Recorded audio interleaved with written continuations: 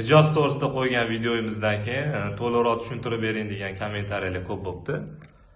Mijoz deganda, o'zi mijoz meni bilishim bo'yicha 9 ta bo'ladi, lekin shulardan eng standartlashtirilgani, soddalashtirilgani 4 ta.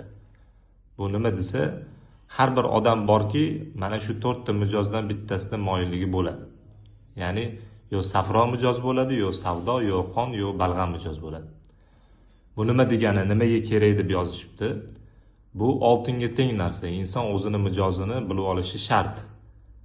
Agar mijoziga muvofiq taomlansa, mijoziga muvofiq davolansa, umrini oxirigacha mijoziga muvofiq sog'lom saqlasa, g'ayri tabiiyga o'tib ketmasa yoki boshqa mijozga o'tib ketmasa, inson salomat yuradi.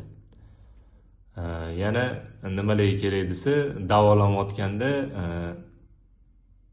barcha giyohlar zamonaviy meditsinadagi dorilar bir mijozga ishlaydigan giyoh dori boshqa mijozga teskari ishlaydi.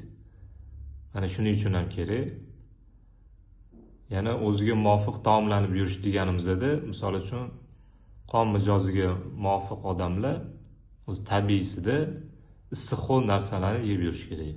Misol uchun kishmish uzum issiqxo'l, dumba yog'i issiqxo'l, safro mizoj issiq quruq, misol uchun garimdori issiq quruq bo'ladi. Imbir issiq quruq bo'ladi, zanjabil va hokazo. Bu endi uzunroq mavzu, o'zi taomlanish mavzusi. Shuning uchun kerak.